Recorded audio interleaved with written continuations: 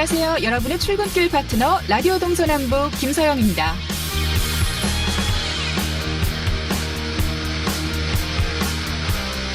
올해 4월 고성 산불의 원인으로 지목된 전신주 개폐기.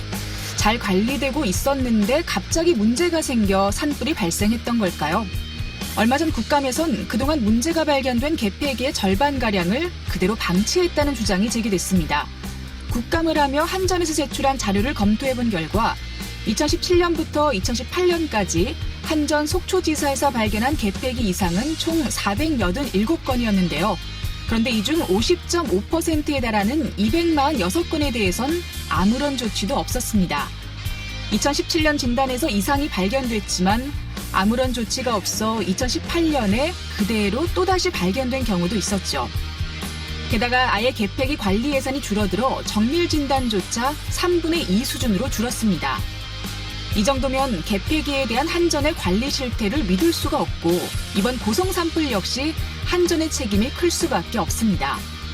안전을 팽개친 한국전력의 경영 합리화, 이대로도 좋을지 다시 한번 생각해 봐야 할 것 같네요.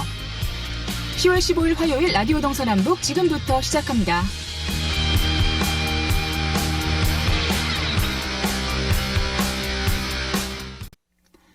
네, 라디오 동서남북 오늘도 아침 신문으로 시작합니다. 화요일의 뉴스 메신저죠. 강원일보 윤종현 기자와 전화로 연결돼 있습니다. 안녕하십니까? 네, 안녕하세요. 네, 오늘 첫 번째 소식 정치권 얘기 가지고 오셨네요. 어제 조국 법무부 장관이 장관직 사의를 전격 표명을 했죠? 네, 맞습니다. 조국 법무부 장관이 지난 14일 장관직 사의를 전격 표명하면서 국민들의 관심이 쏠리고 있습니다. 조 장관은 이날 입장문을 통해 오늘 법무부 장관직을 내려놓는다. 검찰개혁을 위해 문재인 정부 첫 민정수석으로서 또 법무부 장관으로서 지난 2년 반을 전력 질주해왔고 제가 할 수 있는 최선을 다했다며 그러나 생각지도 못한 일이 벌어졌으며 이유를 불문하고 국민들께 너무나 죄송스러웠다. 특히 상처받은 젊은이들에게 정말 미안하다고 밝혔습니다. 이어 검찰개혁은 학자와 지식인으로서 제 필생의 사명이었다며 견제와 균형의 원리에 기초한 수사구조 개혁, 인권을 존중하는 절제된 검찰권 행사 등은 오랜 소신이었다고 덧붙였습니다.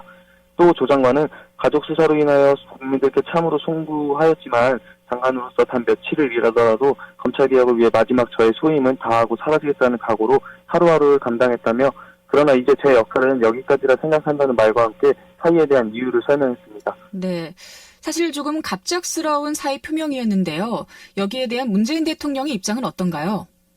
네, 문재인 대통령은 조 장관의 사의 표명 직후 열린 청와대 수석 보좌관 회의에서 아쉬움을 나타내면서도 검찰개혁에 대한 변함없는 의지를 강조했습니다.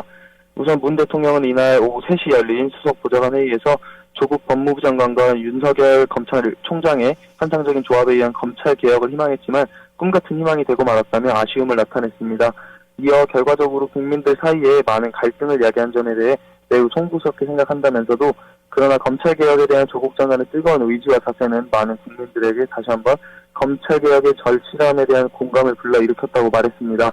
또 법무부는 오늘 발표한 검찰개혁 과제에 대해 10월 안으로 규정의 조정이나 개정이 필요한 경우 국무회의 의결까지 맞춰주길 바란다고 지시를 내리기도 했습니다. 네, 이제 조국 법무부 장관의 빈자리를 채운 새로운 인사에 대한 관심도 커지고 있는데요. 혹시 거론되고 있는 인물이 있나요? 네, 사의를 표명한 조 장관의 후임으로는 김호수 현 법무부 차관이 유력한 것으로 알려졌습니다.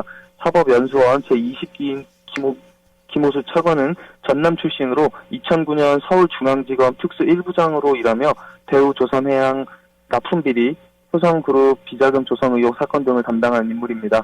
특히 현 정부의 검찰개혁을 주도했다는 평가를 받고 있습니다.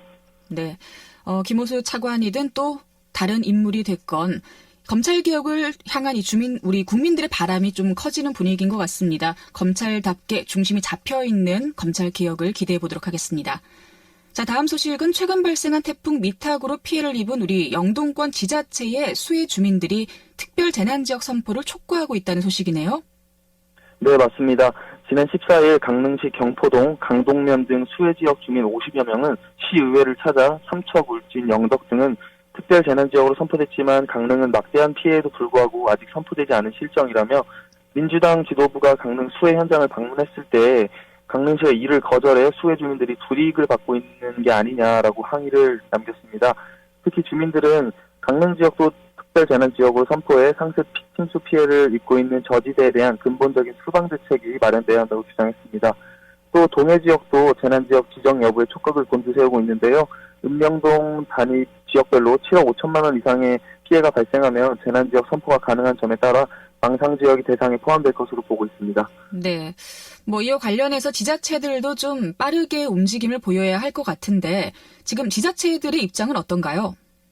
네, 우선 김기영 강릉시의회 운영위원장은 강릉시가 민주당 지도부를 수해 현장에 오지 말라고 했다는 이야기는 터무니없는 낭설이라며 특별재난지역으로 선포된 삼척 등은 워낙 피해 규모가 커서 먼저 지정됐다고 설명했습니다. 이어 특별재난지역은 오는 17일까지 중앙조사반에서 강릉시 공무원 입회하에 현장 조사를 실시해 피해 금액이 75억 원 이상일 경우 선포된다면서 피해 주민들이 조속히 일상으로 복귀할 수 있도록 강릉시에 적극적인 지원을 거듭 촉구하겠다고 말했습니다. 또 강릉시도 시 자체 조사는 마쳤으나 현재 진행 중인 중앙조사반의 현지 조사가 끝나야 특별재난지역 선포를 여부를 알 수 있다고 밝혔습니다. 네. 태풍으로 인한 피해가 사실 워낙에 크기 때문에 빠른 사후 처리를 기대를 할 수밖에 없습니다. 조금 더 신속하게 서둘러 주셨으면 좋겠네요. 자, 그럼 오늘 마지막 소식은 어떤 소식이죠? 네, 마지막은 아프리카 돼지열병의 강원도 유입을 막기 위한 대대적인 멧돼지 사살 작전이 시작된다는 소식입니다. 우선 강원도와 환경부 등에 따르면 돼지와 멧돼지에서 아프리카 열병이 발생한 철원, 강화, 김포, 파주, 연천은 발생 지역으로 인접한 화천, 고양, 양주, 포천, 동두천은 완충 지역으로 분류 관리가 되었습니다. 또 춘천, 양구, 인제, 고성 등은 경계지역 이남은 그 외 지역으로 지정되며 15일부터 야생 멧돼지 제거 작전이 시행됩니다.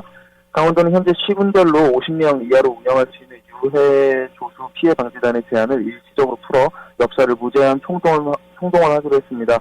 이에 현재 강원도 내 활동 중인 476명의 엽사는 1000여 명으로 2배 가까이 늘어날 전망입니다. 강원도 관계자는 이와 관련해 철원과 화천이 농가 유입 위험이 가장 높은 만큼 적극적인 포획 작전을 해야 한다며 발생 지점에서 15km 이상 떨어진 곳에서는 총기를 쓸 수 있도록 환경부에 긴급 요청했다고 말했습니다. 아프리카 돼지열병으로 외식업을 비롯한 각종 산업이 피해를 입고 있는 만큼 작전이 원활히 진행되길 바랍니다. 네, 알겠습니다.